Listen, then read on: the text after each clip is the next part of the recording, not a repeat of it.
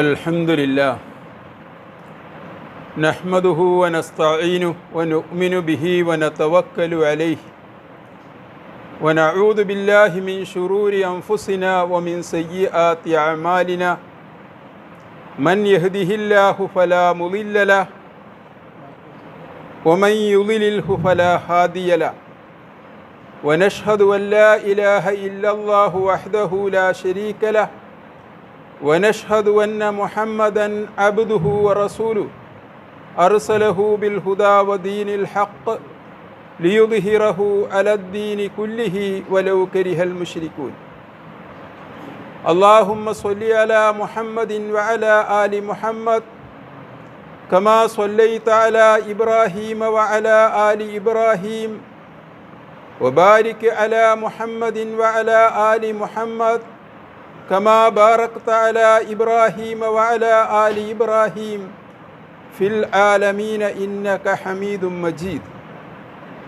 أما بعد فإن خير الحديث كتاب الله وخير الهدي هدي محمد صلى الله عليه وسلم وشر الأمور محدثاتها وكل محدثة بدعة وكل بدعة ضلالة أيها الإخوان والأخوات أوصيكم عباد الله ونفسي أولا بتقوى الله أعوذ بالله من الشيطان الرجيم بسم الله الرحمن الرحيم شهر رمضان الذي أنزل فيه القرآن هدى للناس وبينات من الهدى والفرقان فمن شهد منكم الشهر فليصم ومن كان مريضا أو على سفر فعدة من أيام أخر يريد الله بكم اليسر ولا يريد بكم العسر ولتكملوا العدة ولتكبروا الله على ما هداكم ولعلكم تشكرون. സ്നേഹം നിറഞ്ഞ സഹോദരന്മാരെ, സഹോദരികളെ, അള്ളാഹുവിൻ്റെ വിധിവിലക്കുകൾ ജീവിതത്തിൽ ഉടനീളം പാലിച്ചുകൊണ്ട് സൂക്ഷ്മതയോടുകൂടി ഈ ലോകത്ത് ജീവിക്കുകയും അതേ വിധത്തിൽ അള്ളാഹുവിലേക്ക് യാത്രയാവുകയും ചെയ്യണമെന്ന് ഒന്നാമതായി എന്നോടും തുടർന്ന് നിങ്ങൾ ഓരോരുത്തരോടും ഞാൻ ഉപദേശിക്കുകയാണ്. അള്ളാഹുവിൻ്റെ മഹത്തായ അനുഗ്രഹത്താൽ നാം ഒരിക്കൽ കൂടി പരിശുദ്ധ റമദാനിലേക്ക് പ്രവേശിച്ചിരിക്കുകയാണ്. അൽഹംദുലില്ലാഹ്. ഇന്ന് റമദാനിലെ ആദ്യത്തെ വെള്ളിയാഴ്ചയാണ്. നമ്മെപ്പോലെ വളരെ പ്രതീക്ഷയോടുകൂടിയും ആഗ്രഹത്തോടും കൂടി കാത്തിരുന്ന ഒരുപാട് ആളുകൾ അവർ നമ്മുടെ കൂടെ ഇപ്പോൾ ഇല്ല. അള്ളാഹുവിലേക്ക് യാത്രയായി. അള്ളാഹു സുബ്ഹാനഹു വ തആല അവർക്കെല്ലാം മഗ്ഫിറത്തും മർഹമത്തും നൽകി അനുഗ്രഹിക്കുമാറാകട്ടെ. വേറെ കുറേ ആളുകളുണ്ട്, അവർ അള്ളാഹുവിലേക്ക് യാത്രയായിട്ടില്ല. പക്ഷേ നമ്മെ പോലെ നോമ്പെടുക്കാൻ അല്ലെങ്കിൽ തറാവീഹ് നമസ്കരിക്കാൻ പള്ളിയിൽ ഇതുപോലെ വന്നിരിക്കാൻ അവർക്ക് സാധിക്കുന്നില്ല. അവർ രോഗികളാണ്. ഫിദിയ കൊടുക്കേണ്ട അവസ്ഥയിലാണ് അവരുള്ളത്. അള്ളാഹു സുബ്ഹാനഹു വ തആല അവർക്ക് ആശ്വാസം നൽകി അനുഗ്രഹിക്കുമാറാകട്ടെ. നമ്മൾ ആലോചിച്ച് നോക്കൂ, ഈ രണ്ട് വിഭാഗത്തിലും നമ്മൾ പെട്ടില്ല. എന്തോ കാര്യം ചെയ്തതുകൊണ്ടാണോ നമ്മളിങ്ങനെ രക്ഷപ്പെട്ടു പോയത്? അതോ അവരേതെങ്കിലും പാതകങ്ങൾ ചെയ്തതുകൊണ്ടാണോ നേരത്തെ അള്ളാഹുവിലേക്ക് പോയത്? അല്ല എന്ന് നമുക്കൊക്കെ അറിയാം. നമ്മുടെ സമയം കുറച്ചും കൂടി ബാക്കിയുള്ളത് കൊണ്ട് നമ്മളിവിടെ ഉണ്ട്. അവർക്ക് അല്ലാഹു സുബ്ഹാനഹു വ തആല നിശ്ചയിച്ച സമയം കഴിഞ്ഞതുകൊണ്ട് അവരും പോകുന്നു എന്നുള്ളതാണ്. എല്ലാവർക്കും ഒരു സമയമുണ്ട്. സമയമെത്തിക്കഴിഞ്ഞാൽ ഒരു സെക്കൻഡ് പോലും ഇവിടെ വെച്ചേക്കില്ല. അള്ളാഹുവിലേക്ക് നമ്മൾ യാത്രയാകണം. അങ്ങനെ വരുമ്പോൾ നമുക്ക് കിട്ടിയ ഈ അവസരം നമുക്ക് പോസിറ്റീവായിട്ടും ഉപയോഗിക്കാം, നെഗറ്റീവായിട്ടും ഉപയോഗിക്കാം. അള്ളാഹുവിലേക്ക് അടുക്കാൻ വേണ്ടി നമുക്കിത് ഉപയോഗിക്കാം. നമ്മുടെ ജീവിതം പരിശുദ്ധമാക്കാൻ, കുറച്ചുകൂടി മെച്ചപ്പെടുത്താൻ, അങ്ങനെ സ്വർഗത്തിൽ പ്രവേശിക്കാൻ നമ്മൾ ബോധപൂർവം ശ്രമിച്ചാൽ അതിനുള്ളൊരു അവസരമുണ്ട്. അല്ലെങ്കിൽ അള്ളാഹുവിൻ്റെ ഏറ്റവും വലിയ ശിക്ഷക്ക് നമ്മൾ ബർഹരായി മാറും എന്ന് നാം മനസ്സിലാക്കണം. അള്ളാഹു സുബ്ഹാനഹു വ തആല നമ്മെ കാത്തുരക്ഷിക്കുമാറാകട്ടെ. ത്വൽഹ എന്ന് പറയുന്ന ഒരു സഹാബിയെ നിങ്ങൾ കേട്ടിട്ടുണ്ടാകും. നബി സല്ലല്ലാഹു അലൈഹി വസല്ലമ നേരത്തെ തന്നെ, അവർ ജീവിച്ചിരിക്കുമ്പോൾ തന്നെ അവരെ പറ്റി പറഞ്ഞിട്ടുണ്ട്, ഇവരൊക്കെ സ്വർഗത്തിലായിരിക്കും. അശറത്തുൽ മുബശ്ശിരീൻ 10 ആളുകളെ കുറിച്ചാണ് റസൂലുള്ളാഹി സ്വല്ലല്ലാഹു അലൈഹി വസല്ലമ അങ്ങനെ പറഞ്ഞത്. ആ പറഞ്ഞ കൂട്ടത്തിൽ ഒരാൾ ത്വൽഹ റളിയല്ലാഹു അൻഹു. അപ്പോൾ അദ്ദേഹത്തിൻ്റെ സ്ഥാനം നിങ്ങൾക്ക് മനസ്സിലാകും. എന്തുകൊണ്ടാണ് റസൂൽ നേരത്തെ തന്നെ ഇങ്ങനെ പറഞ്ഞത്, അവരുടെ സാന്നിധ്യത്തിൽ വെച്ച് തന്നെ ഇങ്ങനെ പറഞ്ഞത് എന്ന് നിങ്ങൾക്ക് മനസ്സിലാവും. അദ്ദേഹം ഒരു ദിവസം രാവിലെ സുബഹിക്ക് റസൂലുള്ളാഹി സ്വല്ലല്ലാഹു അലൈഹി വസല്ലമയുടെ സന്നിധിയിൽ വന്നിട്ട് പറയുകയാണ്, ഇന്നലെ രാത്രി ഞാനൊരു സ്വപ്നം കണ്ടു. ആ സ്വപ്നം കണ്ടതിന് ശേഷം ഞാൻ വളരെ അസ്വസ്ഥനാണ്. എന്താണ് ഇങ്ങനൊരു സ്വപ്നം കണ്ടത് എന്ന് എനിക്ക് മനസ്സിലായിട്ടില്ല. നേരം പുലരട്ടെ എന്ന് ഞാൻ വെച്ചു. നേരം പുലർന്നപ്പോൾ ഇതാ റസൂൽ അങ്ങയുടെ സദസ്സിൽ ഞാൻ വരികയാണ്. ഈ സ്വപ്നത്തിൻ്റെ വ്യാഖ്യാനം എന്ന് പറഞ്ഞു തരണം. നബി സല്ലല്ലാഹു അലൈഹി വസല്ലമ തിരുമേനി ചോദിച്ചു, എന്ത് സ്വപ്ന കണ്ടത്? കണ്ടത് ഞാനും വേറെ 2 പേരും സ്വർഗത്ത് കവാടത്തിൻ്റെ അടുത്തുണ്ട്. ആ 2 പേരെ എനിക്കറിയാം. എൻ്റെ സാന്നിധ്യത്തിലാണ് അവർ ഇസ്ലാം സ്വീകരിച്ചത്. അങ്ങയുടെ കൈ പിടിച്ച് ഇസ്ലാം സ്വീകരിക്കുന്ന സമയത്ത് അഷ്ഹദു അല്ലാ ഇലാഹ ഇല്ലല്ലാഹ് വ അഷ്ഹദു അന്ന മുഹമ്മദുർ റസൂലുള്ളാഹ് എന്ന് പറയുമ്പോൾ ഞാൻ അവിടെ സാക്ഷിയാണ്. അതിൽ ഒരാൾ അള്ളാഹുവിൻ്റെ മാർഗത്തിൽ അഹോരാത്രം പരിശ്രമിക്കുന്ന ഒരു വ്യക്തിയാണ്. അവസാനം അദ്ദേഹം ഒരു യുദ്ധത്തിൽ പങ്കെടുത്തു, ഷഹീദായി. നമുക്കറിയാലോ ഷഹീദിൻ്റെ ദറജ എത്രയാണ്.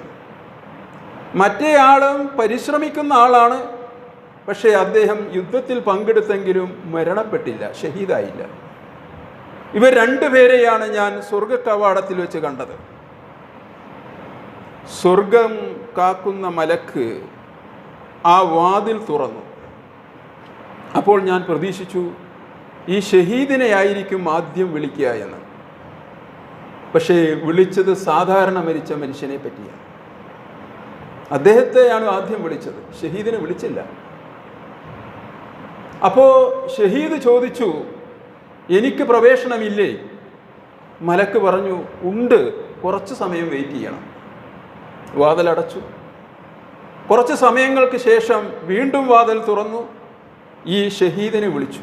അപ്പോൾ ഞാൻ ചോദിച്ചു, എന്നെ വിളിക്കുന്നില്ലേ? അള്ളാഹുവിൻ്റെ റസൂൽ സ്വർഗം കൊണ്ട് സന്തോഷ വാർത്ത അറിയിക്കപ്പെട്ടിട്ടുള്ള ആൾ എന്ന നിലയ്ക്ക് എന്നെ വിളിക്കുന്നില്ലേ?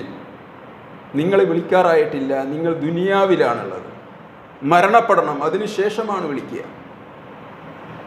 എനിക്കിതൊന്നും മനസ്സിലായില്ല.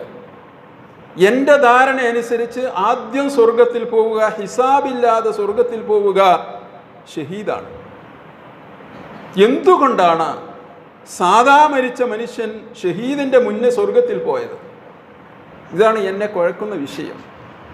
അപ്പം അള്ളാഹുവിൻ്റെ റസൂല് പറഞ്ഞു, അയാൾ ഷഹീദായതിന് ശേഷം എത്ര കാലം കഴിഞ്ഞിട്ടാണ് മറ്റാൾ മരണപ്പെട്ടത്? അപ്പോൾ തൽഹ റളിയല്ലാഹു അൻഹു ആലോചിച്ച് പറഞ്ഞു, 1 കൊല്ലം കഴിഞ്ഞിട്ടുണ്ടാകും. അപ്പം അള്ളാഹുവിൻ്റെ റസൂൽ പറഞ്ഞു, അതുതന്നെയാണ് കാരണം. അദ്ദേഹം ഷഹീദായതിനു ശേഷം ഒരു റമളാൻ വന്നു. ആ റമളാനിലെ 29 30 ദിവസം മുഴുവനും ഉപയോഗപ്പെടുത്താൻ ആ മനുഷ്യന് സാധിച്ചു. അതിൻ്റെ ഫലമായി ഏറ്റവും ഉയർന്ന ദറജയിലുള്ള ശുഹദാക്കളുടെ മർത്തബയേക്കാളും ഉയർന്ന മർത്തബ ആ ഒരൊറ്റ റമളാൻ കൊണ്ട് അദ്ദേഹത്തിന് നേടിയെടുക്കാൻ സാധിച്ചു. ഞാൻ പറഞ്ഞത് ഇതാണ് പോസിറ്റീവായിട്ട് എടുക്കാൻ പറ്റുമെന്ന് പറഞ്ഞു. നമ്മൾ ആഗ്രഹിക്കുകയാണെങ്കിൽ, നമ്മൾ പണിയെടുക്കുകയാണെങ്കിൽ, നമുക്കൊരു മോഹമുണ്ട് എങ്കിൽ സ്വർഗം നേടിയെടുക്കാൻ പറ്റുന്ന ഏറ്റവും നല്ല അവസരമാണ് റമദാൻ എന്ന് ബോധ്യപ്പെടുത്താൻ വേണ്ടിയിട്ടാണ് ഞാൻ ഈ സംഭവം നിങ്ങളുടെ ശ്രദ്ധയിൽപ്പെടുത്തിയത്. നഊദുബില്ല, ഇങ്ങനെ ഒരു അവസരം നമുക്ക് കിട്ടിയിട്ട് അത് വേണ്ടവണ്ണം നാം ഉപയോഗപ്പെടുത്തിയിട്ടില്ലെങ്കിൽ എന്തായിരിക്കും സംഭവിക്കുക? സംഭവിക്കുന്നത് മറ്റൊരു സംഭവം അള്ളാഹുവിൻ്റെ റസൂലിൻ്റെ ജീവിതത്തിൽ സംഭവിച്ചു. ഇതുപോലത്തെ ഒരു വെള്ളിയാഴ്ച മസ്ജിദുൻ നബവി, മദീനത്തെ പള്ളി, ആ പള്ളിയിൽ ഖുത്ബ നിർവഹിക്കാൻ വേണ്ടി ഞാൻ കയറിയതുപോലെ ഇങ്ങനെ കയറുകയാണ്. മിമ്പറിന് 3 സ്റ്റെപ്പ് ഉണ്ടെന്ന് നിങ്ങൾക്കറിയാം. എല്ലാ മിമ്പറിനും അതുണ്ടാകും. മരം കൊണ്ടുണ്ടാക്കിയതിനും സിമെൻറ്റ് കൊണ്ടുണ്ടാക്കിയതും എല്ലാത്തിനും ഒരു 3 സ്റ്റെപ്പ് ഉണ്ടാകും. 1ാമത്തെ സ്റ്റെപ്പിലേക്ക് കാലെടുത്ത് വെച്ചപ്പോൾ അള്ളാഹുവിൻ്റെ റസൂല് പറഞ്ഞു ആമീൻ എന്ന്. 2ാമത്തെ സ്റ്റെപ്പിലേക്ക് കാലെടുത്ത് വെച്ചപ്പോഴും അള്ളാഹിൻ്റെ റസൂല് പറഞ്ഞു ആമീൻ. 3ാമത്തെ സ്റ്റെപ്പിലേക്ക് കാലെടുത്ത് വെച്ചപ്പോൾ ആമീൻ എന്ന് പറഞ്ഞു. സാധാരണ അങ്ങനെ ഇല്ലല്ലോ. ഇപ്പം ഞാൻ ആമീൻ പറഞ്ഞിട്ടില്ലല്ലോ, അങ്ങനെ പഠിപ്പിക്കപ്പെട്ടിട്ടില്ല. പക്ഷേ ഖുതുബയും നമസ്കാരവുമായതുകൊണ്ട് ആരും സംസാരിക്കുന്നില്ല. ഖുതുബ കഴിഞ്ഞു, നമസ്കാരം കഴിഞ്ഞതിന് ശേഷം സഹാബികൾ ചോദിച്ചു, അള്ളാഹുവിൻ്റെ റസൂലെ, ഇന്നെന്താ ഒരു പ്രത്യേകമായ സംഭവം? ഇങ്ങനെ ഉണ്ടാവാറില്ലല്ലോ. അപ്പോൾ അള്ളാഹുവിൻ്റെ റസൂല് പറഞ്ഞു, സുഹൃത്തുക്കളെ, സഹാബത്തെ, എന്താണ് ഞാൻ ചെയ്യുക? എന്തേ? എൻ്റെ മുമ്പിൽ ജിബ്രീൽ അലൈഹിസ്സലാത്തു വസ്സലാം എന്ന മലക്ക് പ്രത്യക്ഷപ്പെട്ടു. എന്നോട് പറഞ്ഞു, ഞാൻ ഒരു ദുആ ചെയ്യും. ഓരോ സ്റ്റെപ്പുകളിൽ താങ്കൾ കാലുവെക്കുമ്പോഴും ഞാൻ ഓരോ ദുആ ചെയ്യും. ആ ദുആ അവസാനിച്ചു കഴിഞ്ഞാൽ താങ്കൾ ആമീൻ പറയണം. ജിബ്രീൽ എന്ന മലക്ക് ദുആ ചെയ്തു, 3 ദുആ. അതിൽ നമ്മുടെ വിഷയവുമായി ബന്ധപ്പെട്ട ദുആ ഇതാണ്. ഒരാൾക്ക് 29 30 ദിവസം റംളാൻ കിട്ടിയിട്ടും അയാളുടെ പാപങ്ങൾ പൊറുക്കപ്പെടാതെ പോയെങ്കിൽ അയാൾക്ക് അള്ളാഹുവിൻ്റെ ശാപവും കോപവും ഉണ്ടാകട്ടെ. ആരാണ് ദുആ ചെയ്തത്? മലക്കുകളുടെ നേതാവ് ജിബ്രീൽ അലൈഹിസ്സലാത്തു വസ്സലാം. ആരാണ് മറുപടി പറഞ്ഞത്, ആമീൻ പറഞ്ഞത്? പ്രവാചകന്മാരിൽ ശ്രേഷ്ഠൻ, അഷ്റഫുൽ ഖൽഖ് മുഹമ്മദ് മുസ്തഫ സല്ലല്ലാഹു അലൈഹി വസല്ലം. ഇതാണ് പേടിപ്പിക്കേണ്ട കാര്യം. റമളാനിലെ കഴിഞ്ഞ ദിവസങ്ങളിൽ ഞാനും നിങ്ങളൊന്ന് തിരിഞ്ഞു നോക്കി സഹോദരന്മാരെ. നമുക്ക് വേണമെങ്കിൽ ഇപ്പോൾ ഉള്ളതിനേക്കാളും എത്രയോ മെച്ചപ്പെടുത്താമായിരുന്നു. നമ്മുടെ നമസ്കാരം മെച്ചപ്പെടുത്താമായിരുന്നു, ഖുർആൻ പാരായണം മെച്ചപ്പെടുത്താമായിരുന്നു, ഒരുപാട് കാര്യങ്ങൾ ഈ റമളാനിൽ ചെയ്യാമായിരുന്നു. പക്ഷേ ഇനി കരഞ്ഞിട്ടും വേവലാതിപ്പെട്ടും ദുഃഖിച്ചിട്ടും ഒരു കാര്യമില്ല. കഴിഞ്ഞത് പോയി. എൻ്റെ ഈ ഖുതുബ കൊണ്ട് ഞാൻ ഉദ്ദേശിക്കുന്നത് എന്നെ ബോധ്യപ്പെടുത്താനും നിങ്ങളെ ബോധ്യപ്പെടുത്താനുമാണ്.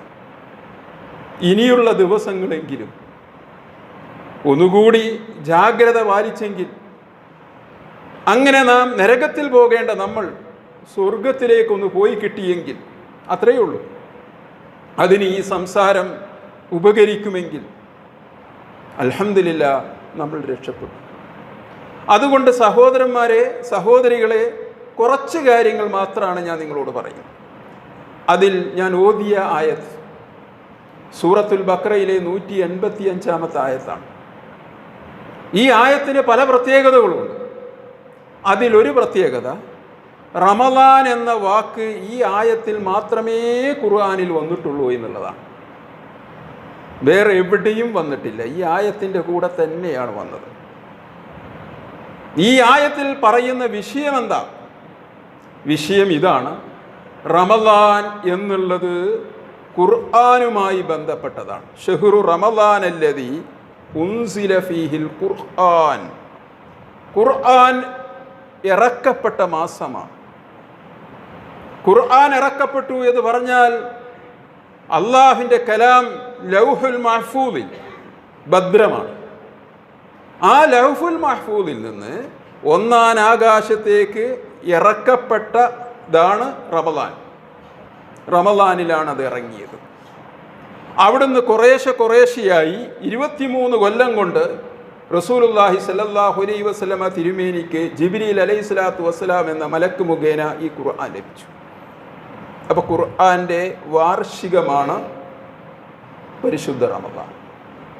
റമദാന് വേറെ പ്രത്യേകതകളൊക്കെ ഉണ്ട്, പക്ഷേ അതിൽ ഏറ്റവും വലിയ പ്രത്യേകത ഖുർആൻ ഇറങ്ങി എന്നുള്ളത് തന്നെയാണ്. അങ്ങനെയാണ് പറഞ്ഞത്, ഷഹ്റു റമദാൻ അല്ലദീ ഉൻസില ഫീഹിൽ ഖുർആൻ, ഖുർആൻ ഇറക്കപ്പെട്ട മാസം. എങ്കിൽ നമ്മുടെ അധിക സമയവും ഖുർആനുമായി ബന്ധപ്പെട്ട വിഷയത്തിൽ ചെലവഴിക്കണം. റമദാനിൽ ഒരുപാട് കാര്യങ്ങൾ നമുക്ക് ചെയ്യാം, നമ്മൾ ചെയ്യുന്നവരുമാണ്. പക്ഷേ നമ്മെ ഒന്ന് വിലയിരുത്തണം. രാവിലെ മുതൽ രാത്രി ഉറങ്ങുന്നത് വരെ എൻ്റെ സമയത്തിൽ അധിക സമയവും ഞാൻ എന്തിനു വേണ്ടി ചെലവാക്കി? ഖുർആന് വേണ്ടി എന്നുള്ള മറുപടി ആയിരിക്കണം നമുക്ക് കിട്ടേണ്ടത്. എന്തിനാണ് സുഹൃത്തുക്കളെ ഖുർആന് വേണ്ടി നമ്മൾ ഇത്രമാത്രം സമയം ചെലവാക്കുന്നത്? നമുക്കറിയാം, മൂസാ നബി അലൈഹിസ്സലാം, അദ്ദേഹത്തിന് അള്ളാഹു കൊടുത്ത കിതാബാണ് തൗറാത്ത്. ഈസാ നബി അലൈഹിസ്സലാമിന് ഇറക്കിക്കൊടുത്ത ഗ്രന്ഥമാണ് ഇഞ്ചീൽ. ദാവൂദ് നബി അലൈഹിസ്സലാമിന് കൊടുത്ത ഗ്രന്ഥമാണ് സബൂർ, സുഹഫ് ഇബ്രാഹിം നബി അലൈഹിസ്സലാം. ഇതൊക്കെ ഖുർആനിലൂടെ നമുക്ക് മനസ്സിലാവുന്ന ഗ്രന്ഥങ്ങളാണ്. പക്ഷേ ഈ ഗ്രന്ഥങ്ങൾക്കൊക്കെ ഒരു പ്രത്യേകത ഉണ്ട്. ആ ഗ്രന്ഥങ്ങൾ അള്ളാഹുവിൻ്റെ ഗ്രന്ഥങ്ങളാകുമ്പോൾ തന്നെ ആ പ്രവാചകന്മാർക്കൊക്കെ മുഅ്ജിസത്ത് വേറെയാണ്. ഇപ്പോൾ മൂസാ നബി അലൈഹിസ്സലാമിന് തൗറാത്ത് കൊടുത്തെങ്കിൽ മൂസാ നബി അലൈഹിസ്സലാമിൻ്റെ മുഅ്ജിസത്ത് വടിയാണ്. ഈസാ നബി അലൈഹിസ്സലാമിന് ഇഞ്ചീൽ കൊടുത്തെങ്കിൽ ഈസാ നബി അലൈഹിസ്സലാമിൻ്റെ മുഅ്ജിസത്ത് പാണ്ഡുരോഗികളെ സുഖപ്പെടുത്തുന്നത്, കണ്ണു കാണാത്തവർക്ക് കാഴ്ച കൊടുക്കുന്നത്, ഇതൊക്കെയാണ് മുഅ്ജിസത്ത്. പക്ഷേ മുഹമ്മദ് മുസ്തഫ സല്ലല്ലാഹു അലൈഹി വസല്ലമ തിരുമേനിക്ക് ഒരുപാട് മുഅ്ജിസത്ത് അള്ളാഹു കൊടുത്തിട്ടുണ്ട്. പക്ഷേ റസൂലിൻ്റെ ഏറ്റവും വലിയ മുഅ്ജിസത്ത് ഏതാ? ഖുർആനാണ്. ഏറ്റവും വലിയ മുഅ്ജിസത്ത് ഖുർആൻ. അത് കിതാബായി കൊടുത്തു എന്നുള്ളതാണ്. അതാണ് അതിൻ്റെ പ്രത്യേകത. മൂസാ നബിക്ക് വടി കൊടുത്തതുപോലെയല്ല റസൂലുള്ളാഹി സ്വല്ലല്ലാഹു അലൈഹി വസല്ലമക്ക് കൊടുത്ത മുഅ്ജിസത്ത് അതൊരു കിതാബായി കൊടുത്തു. അതുകൊണ്ട് തന്നെ മൂസാ നബി അലൈഹിസ്സലാം വഫാത്തായപ്പോൾ പിന്നെ വടി പാമ്പാവില്ല, അതൊരു സാധാരണ വടിയായി മാറും. മുഹമ്മദ് മുസ്തഫ സല്ലല്ലാഹു അലൈഹി വസല്ലമ തിരുമേനി വഫാത്തായതിനു ശേഷവും മുഅ്ജിസത്തായി നിലനിൽക്കുന്നു. നമ്മൾ മനസ്സിലാക്കണം, അള്ളാഹുവിൻ്റെ റസൂലിൻ്റെ കാലഘട്ടത്തിൽ ഖുർആൻ എങ്ങനെ മുഅ്ജിസത്തായിരുന്നുവോ. മുഅ്ജിസത്ത് എന്ന് പറഞ്ഞാൽ എന്താ? വെല്ലുവിളിയെ നേരിടാനുള്ള ആയുധം എന്നാണ് അതിൻ്റെ അർത്ഥം. ഒരു വെല്ലുവിളി വരികയാണ്, അതിനെ നേരിടാൻ ഒന്നുകൊണ്ടും സാധ്യമല്ല, ഭൗതികമായ അർത്ഥത്തിൽ തീരെ സാധ്യമല്ല. ആ സന്ദർഭത്തിൽ പ്രവാചകൻ മുഅ്ജിസത്ത് എടുത്ത് ഉപയോഗിക്കും. ഇസ്രായേൽ സമുദായവുമായി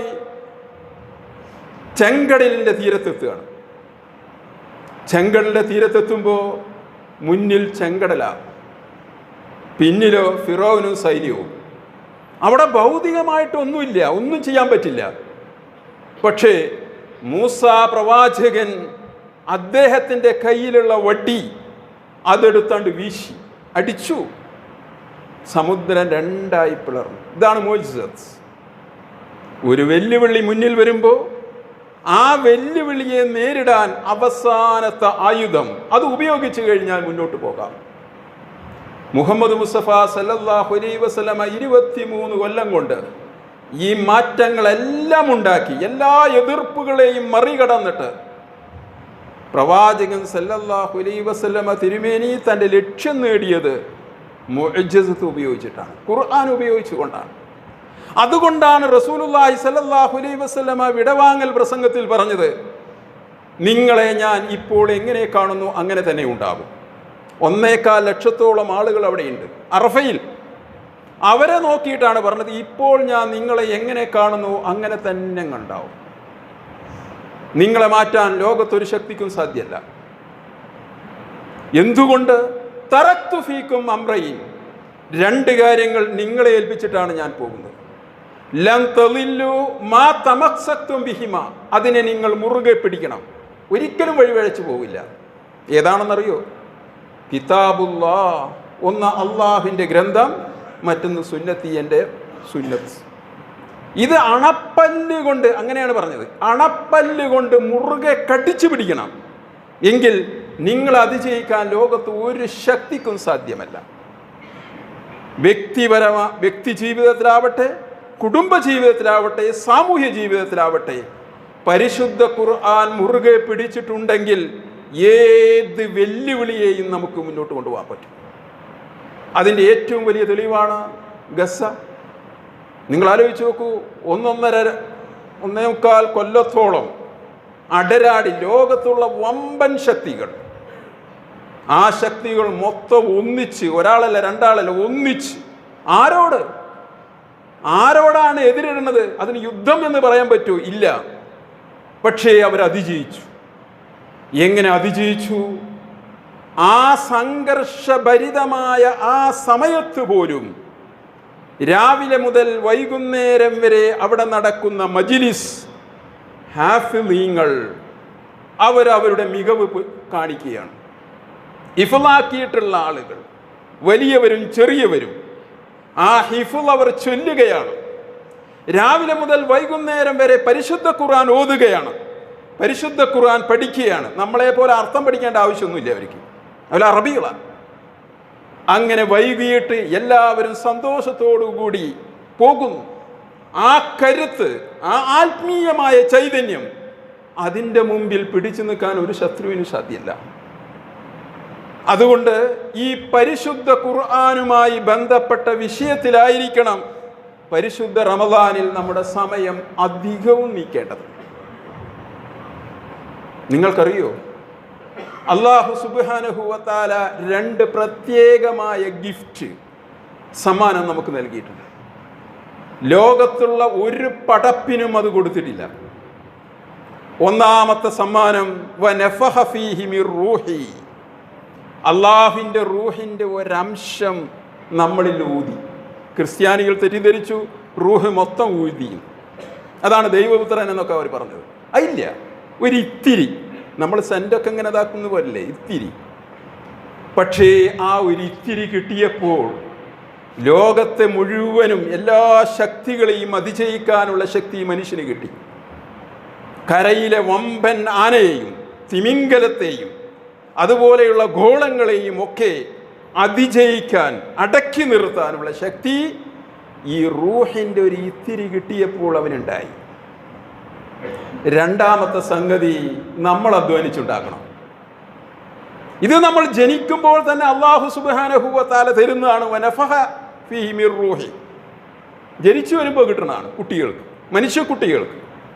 കന്നുകാലികളുടെ കുട്ടികൾക്ക് കിട്ടില്ല, ജന്തുക്കളുടെ കുട്ടികൾക്ക് കിട്ടില്ല, മനുഷ്യക്കുട്ടിക്ക് കിട്ടുന്നതാണ് വനഫഖ ഫീഹി മിർ റൂഹി. എന്നാൽ രണ്ടാമത്തത് നമ്മൾ അധ്വാനിച്ചുണ്ടാക്കണം. ഏതാണത്?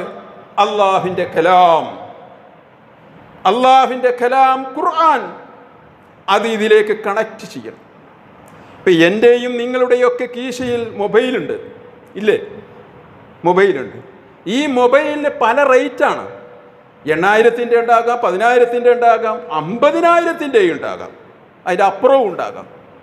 പക്ഷേ എത്ര രൂപയുടെ മൊബൈൽ വാങ്ങിയാലും അതിൽ ഡാറ്റ ഇല്ലെങ്കിൽ, വൈഫൈ ഇല്ലെങ്കിൽ എന്ത് ഉപകാരം? അതൊരു കളിപ്പാട്ടം പോലെ ഇങ്ങനെ കൊണ്ടു നടക്കാം എന്നതല്ലാതെ എന്തെങ്കിലും കാര്യമുണ്ടോ? നേരെ മറിച്ച് അതിൽ ഡാറ്റ കയറ്റിയാലോ ഏത് ലോകത്ത് ഏതുമായും നിങ്ങൾക്ക് ബന്ധപ്പെടാൻ സാധിക്കും. അതെല്ലാം ഇതിലേക്ക് വന്ന് കയറും, ഇതിൽ നിന്ന് അതിലേക്ക് പോകും. ഇതുപോലെ നമ്മുടെ ബ്രെയിനിലേക്ക് അള്ളാഹുവിൻ്റെ കലാം കയറിയാൽ, നമ്മുടെ മനസ്സിലേക്ക് അള്ളാഹുവിൻ്റെ കലാം കയറിയാൽ പ്രപഞ്ചത്തോളം എന്നല്ല അതിൻ്റെ അപ്പുറത്തേക്ക് നമ്മൾ വികസിക്കും.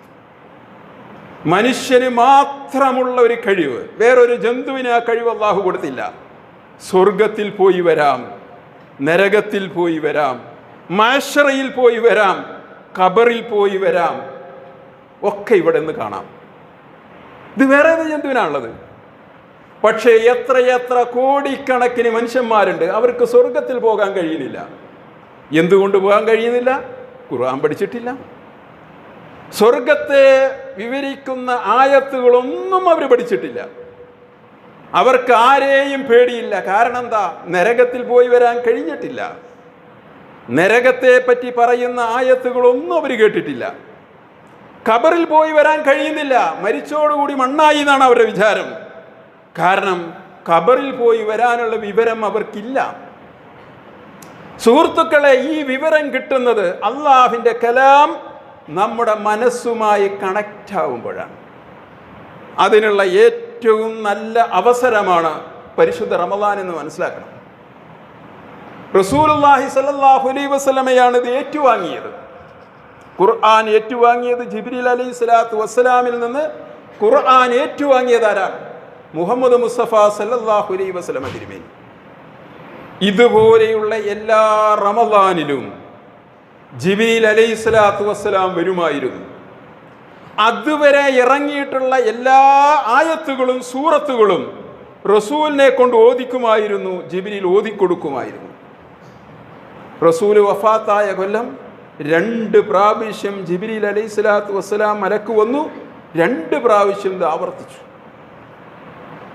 എന്തിനാണ് അതിൻ്റെ ആവശ്യം? വല്ല ആവശ്യമുണ്ടോ? ആവശ്യമുണ്ട്. ഇത് ഹൃദയത്തിലേക്ക് കയറി ഹൃദയത്തിൽ ഇത് ആവർത്തിക്കപ്പെടുമ്പോഴാണ് ഇത് ചിന്തകളായി, ഫീലിംഗായി, ഇത് ഇമോഷണലായി, ഇത് ആക്ഷനായി മാറുകയുള്ളൂ എന്ന് മനസ്സിലാക്കണം. അതുകൊണ്ട് സുഹൃത്തുക്കളെ, നമ്മുടെ എല്ലാ ടെൻഷൻ്റെയും കാര്യം, നമ്മുടെ എല്ലാ പ്രശ്നങ്ങളുടെയും കാരണം അള്ളാഹുവിൻ്റെ കലാം നമ്മുടെ ഹൃദയത്തിലേക്ക് കയറാത്തതുകൊണ്ടാണ്. ഖുർആനെ പല രൂപത്തിൽ നമുക്ക് ഉപയോഗപ്പെടുത്താം. ഒന്നാമത് അത് ഓതാം. ഓതിയാൽ കിട്ടുന്ന മെച്ചം എത്രയാ നിങ്ങൾക്കറിയോ? ഓതിയാൽ കിട്ടുന്ന മെച്ചം, മൻ ഖറ ഹർഫൻ മിനൽ ഖുർആൻ ഫലഹു ഹസന. പരിശുദ്ധ ഖുർആൻ തുറന്നിട്ട് ഒരക്ഷരമാണ് ഓതുന്നതെങ്കിലും, അങ്ങനെ നമ്മൾ ഓതാറില്ലല്ലോ. നമ്മളൊരു പേജ്, 2 പേജ്, ഒരു ജുസു ഒക്കെ ഓതുക. പക്ഷെ റസൂലുള്ളാഹി സ്വല്ലല്ലാഹു അലൈഹി വസല്ലം പറയുന്നു, ഒരക്ഷരമാണ് നിങ്ങൾ ഓതുന്നതെങ്കിലും ഫലഹു ഹസനത്ത്, അപ്പോൾ തന്നെ നിങ്ങൾക്കൊരു നന്മ രേഖപ്പെടുത്തപ്പെടും. പക്ഷേ നിങ്ങൾ വിചാരിക്കേണ്ട, ഫൽ ഹസനത്തു ബി അശ്രി അംസാലിഹ, നിങ്ങൾക്ക് തരുമ്പോൾ 10 കൊണ്ട് ഗുണിച്ച് 10 തരിക. ഇത് റംസാൻ അല്ലാത്ത അവസരത്തിലെ പറ്റിയ. എന്നിട്ട് പറഞ്ഞു കുറച്ചും കൂടി വിശദീകരണം, ലാ അഖൂലു അലിഫ് ലാം മീം ഹർഫുൻ. പരിശുദ്ധ ഖുർആനിൽ അലിഫ് ലാം മീം, അലിഫ് ലാം റ എന്നൊക്കെ ഉണ്ടല്ലോ, അതൊന്നും നിങ്ങൾ ഒരു അക്ഷരമായി കൂട്ടരുത്. മറിച്ച് അലിഫുൻ ഹർഫുൻ ലാമുൻ ഹർഫുൻ മീമുൻ ഹർഫുൻ. ഒരാൾ അലിഫ് ലാമീനാണ് ഓതിയെങ്കിൽ അലിഫ് ഒരക്ഷരം, ലാമ് മറ്റൊരക്ഷരം, മീമ് മറ്റൊരക്ഷരം, 3 അതിനെ 10 കൊണ്ട് ഗുണിച്ചാൽ 30. ഒരു അലിഫ് ലാമീൻ ഓതിയാലാണ് 30. റമദാൻ മാസത്തിലല്ലത്. അതാണ് ഞാൻ പറഞ്ഞത്, പരിശുദ്ധ ഖുർആൻ ഓതിയാൽ കിട്ടുന്ന കൂലി. ഇനി പരിശുദ്ധ ഖുർആൻ പഠിച്ചാൽ കിട്ടുന്ന കൂലി എത്ര? ഇപ്പൊ സൂറത്തുൽ ജാസിയ പഠിക്കുന്നുണ്ട്, അല്ലെങ്കിൽ അതുപോലെയുള്ള സൂറത്തുകൾ ഒരു സൂറത്തെങ്കിലും പഠിക്കുക, കിട്ടുന്ന കൂലി എത്ര? അള്ളാഹുവിൻ്റെ റസൂല് 3 സംഗതികൾ ഓഫർ ചെയ്തു. ഇത് എനിക്കും നിങ്ങൾക്കും ആവശ്യമുണ്ടോ എന്ന് നിങ്ങൾ നോക്ക്, ഖുർആൻ പഠിക്കുന്നവർ. ഒന്നാമത്തെ കാര്യം, ഒരു സംഘം ആളുകൾ അള്ളാഹുവിൻ്റെ ഒരു ഭവനത്തിലിരുന്ന് പരിശുദ്ധ ഖുർആൻ ഓതി പഠിക്കുകയാണെങ്കിൽ, യതദാറസൂനൽ ഖുർആൻ നസലത്ത് അലൈഹിമുസ് സക്കീന. പൈസ കൊടുത്താൽ കിട്ടാത്ത സാധനമാണ് ഈ സക്കീന. പെൺകുട്ടികൾക്ക് പേരിടും സക്കീന, പക്ഷെ പൈസ കൊടുത്താൽ ഇത് കിട്ടില്ല. അത് അല്ലാഹു സുബ്ഹാനഹു വ തആല പ്രത്യേകമായി തരണം. എന്താണ് സക്കീന? സമാധാനം. സമാധാനമാണ്. ലക്ഷങ്ങളല്ല കോടികൾ ചെലവഴിച്ചിട്ടുള്ള വീട്ടിലാണെങ്കിലും, ഫർണിച്ചറൊക്കെ ചെയ്തിട്ടുള്ളതാണെങ്കിലും, മറ്റെന്തെല്ലാം സൗകര്യമുള്ളതാണെങ്കിലും, സമാധാനം അല്ലാഹു തന്നിട്ടില്ലെങ്കിൽ കിടന്ന ഉറക്കം കിട്ടില്ല. മനസ്സിലായോ?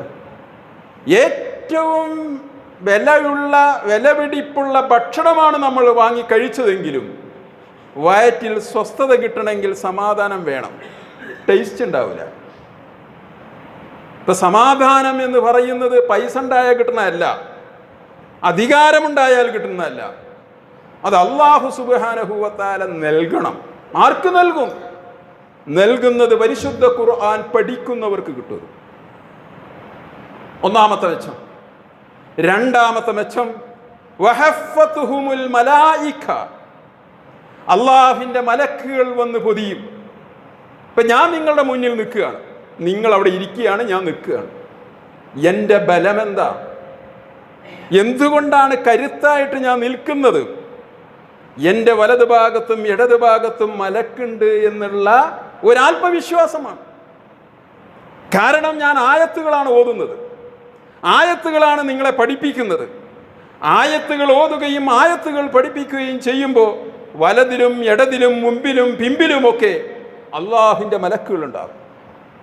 ഇത് ഖുത്ബ നടത്തുമ്പോൾ മാത്രമല്ല, വഴിയിലൂടെ നടന്നു പോകുമ്പോൾ, വീട്ടിലിരിക്കുമ്പോൾ, ജോലി ചെയ്യുമ്പോൾ, എവിടെയും അള്ളാഹുവിൻ്റെ മലക്കുകൾ നമ്മുടെ കൂടെ ഉണ്ടാകും. പരിശുദ്ധ ഖുർആൻ പഠിക്കുകയാണെങ്കിൽ, പരിശുദ്ധ ഖുർആൻ ഓതുകയാണെങ്കിൽ, പരിശുദ്ധ ഖുർആൻ മനസ്സിലാക്കാനുള്ള ശ്രമം നടത്തുകയാണെങ്കിൽ രണ്ടാമത്തെ മെച്ചം. മൂന്നാമത്തെ മെച്ചം എന്താ? വദക്കറഹുമുല്ലാഹ്, നമ്മെ കുറിച്ച്, അതായത് ഖുർആൻ പഠിക്കുന്നവരെ കുറിച്ച് അള്ളാഹു മലക്കുകളോട് അഭിമാനം കൊള്ളും. ആര്? കോടാനകോടി മനുഷ്യന്മാരുടെ കൂട്ടത്തിൽ ഈ എളിയവനായ ഞാനും നിങ്ങളും, നമ്മളെ സംബന്ധിച്ച് ഉടയ തമ്പുരാൻ മലക്കുകളോട് അഭിമാനം കൊള്ളുക. എടോ നോക്കുക, അബൂബക്കറിനെ, ഈ ഉമറിനെ, അവനെ ഇവനെ നോക്കൂ എന്ന് അള്ളാഹു നമ്മളെ കുറിച്ച് പറയുക. എന്തുമാത്രം വലിയ പ്രത്യേകതയാണ്!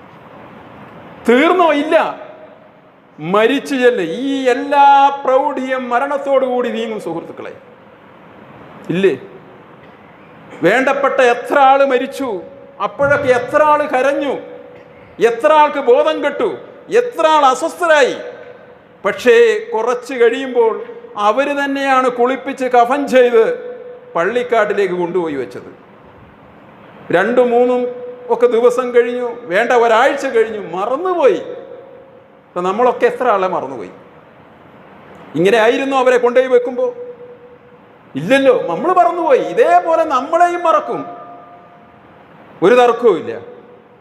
ഈ ദുനിയാവിൽ ഇങ്ങനെ കാണുന്നുവെങ്കിൽ ഖബറിൽ നിന്ന് പൊങ്ങിയാൽ മനസ്സിലാക്കണം, ഈ ദുനിയാവിൽ ഇങ്ങനെയാണ് നാം കാണുന്നതെങ്കിൽ മകൻ മറന്നു പോകുന്നു, ഭർത്താവ് മറന്നു പോകുന്നു, ഭാര്യ മറന്നു പോകുന്നു, ദുനിയാവിൽ കാണുന്നു.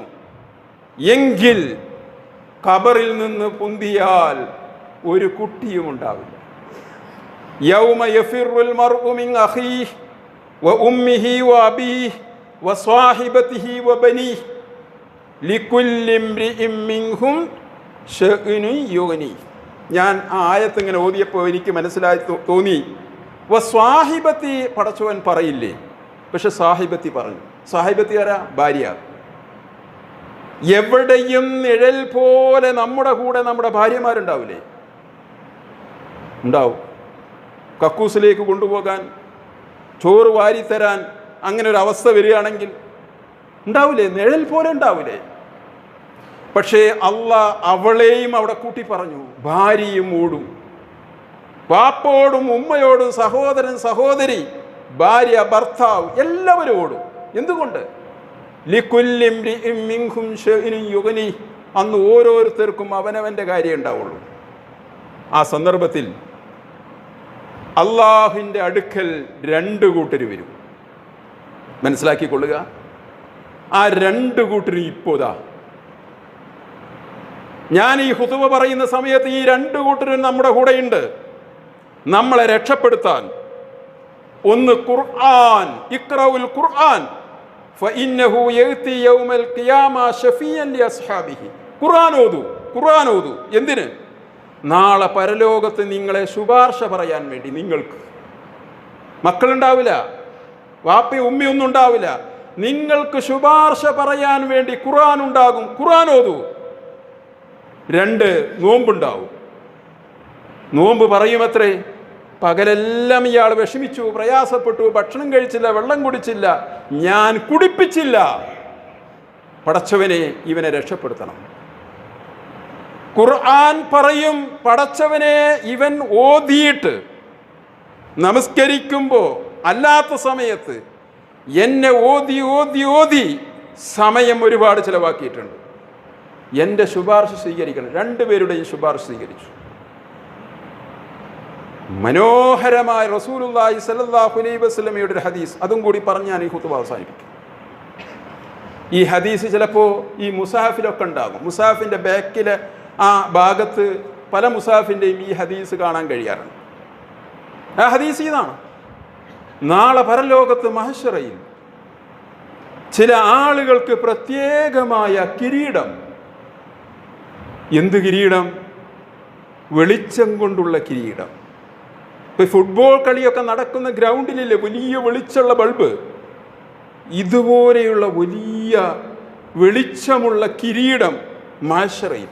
ബാക്കിയുള്ളവരൊക്കെ കൂരാകൂരിരുട്ടിലും. അത്ഭുതത്തോടുകൂടി ഈ ആളുകൾ ചോദിക്കും, എന്താണ് ഞങ്ങളെ മാത്രം ഈ കിരീടം ധരിപ്പിച്ചത്? അതിന് മാത്രം ഒരു പ്രത്യേകതയും ഞങ്ങൾക്കില്ലല്ലോ. മറുപടി കൊടുക്കും മലക്കുകൾ, അത് നിങ്ങളുടെ മക്കൾ ഖുർആൻ ഓതിയതുകൊണ്ടും ഖുർആൻ പഠിച്ചതുകൊണ്ടാണ്. ആ മക്കളെ നിങ്ങളാണല്ലോ വളർത്തിയത്, നിങ്ങളാണല്ലോ പഠിപ്പിച്ചത്, അതുകൊണ്ട് നിങ്ങൾക്ക് കൊടുക്കുന്നതാണ്. പ്രിയപ്പെട്ട വാപ്പമാർ ഒരുപാട് മരിച്ചുപോയി, എൻ്റെ മുമ്പിലിരിക്കുന്നവരും എൻ്റേതും. മരിച്ചുപോയ നമ്മുടെ വാപ്പമാർക്ക് കൊടുക്കാനുള്ള ഏറ്റവും നല്ല ഗിഫ്റ്റ് ഈ റമദാനിൽ ഖുർആൻ ഓത്. മരിച്ചുപോയ ഉമ്മാക്ക് കൊടുക്കാനുള്ള ഏറ്റവും നല്ല ഗിഫ്റ്റ് നമ്മൾ ഖുർആൻ ഓതുക, ഖുർആൻ പഠിക്കുക. മരിച്ചുപോയ വാപ്പയും ഉമ്മയും കിരീടം വെച്ച് നാളെ പരലോകത്ത് മഹ്ശറയിൽ നിൽക്കട്ടെ. നമുക്ക് കിരീടമല്ല, കിരീടത്തിൻ്റെ അപ്പുറമാണ് കിട്ടാൻ പോകുന്നത്. കിരീടം നമ്മുടെ വാപ്പാക്കും ഉമ്മാക്കുമാണ്. അതിൻ്റെ അപ്പുറം ഖുർആൻ ഓതുന്നവർക്ക് കിട്ടും.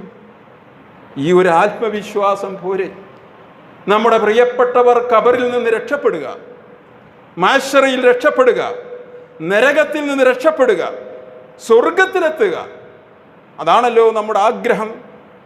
ആ ആഗ്രഹം നടക്കാൻ ഏറ്റവും നല്ല മാർഗം പരിശുദ്ധ ഖുർആനാണ്. പ്രായം ചെന്ന കുറേ ആളുകൾ കൂടി എൻ്റെ മുമ്പിലുണ്ട്. അവരോട് ഞാൻ പറയുന്നു, നിങ്ങളിപ്പോൾ വിഷമിക്കുന്നത് ഒരു കൂട്ടുകാരനില്ലാത്തത് കൊണ്ടാണ്. നമ്മുടെ കൂട്ടുകാരൊക്കെയും മരണപ്പെട്ടു പോയി പലരും. ഇനി വളരെ കുറച്ചേ ഉള്ളൂ. നമ്മുടെ സങ്കടങ്ങളും നമ്മുടെ വിഷമങ്ങളും പറയാൻ ഒരാളുമില്ല. എങ്കിൽ ഒരാളുണ്ട്, നമസ്കാരവും ഖുർആൻ. നമസ്കാരം എന്ന് പറയുന്നത് നമ്മുടെ സങ്കടങ്ങളും പ്രയാസങ്ങളും പടച്ചവനോട് പറയാനുള്ളതാണ്. ഇങ്ങോട്ട് പറയാനുള്ള, പടച്ചവന് പറയാനുള്ളതാണ് ഖുർആൻ. ഖുർആനും നമസ്കാരവും നമ്മുടെ ജീവിതത്തിലുണ്ടെങ്കിൽ ഒരൊറ്റപ്പെടലുമില്ല. നല്ല ബാല്യം, നല്ല യുവത്വം, നല്ല കരുത്ത് നമുക്ക് നേടിയെടുക്കാൻ സാധിക്കും. അല്ലാഹു സുബ്ഹാനഹു വ തആല അതിന് എനിക്കും നിങ്ങൾക്കും തൗഫീക്ക് നൽകി അനുഗ്രഹിക്കുമാറാകട്ടെ.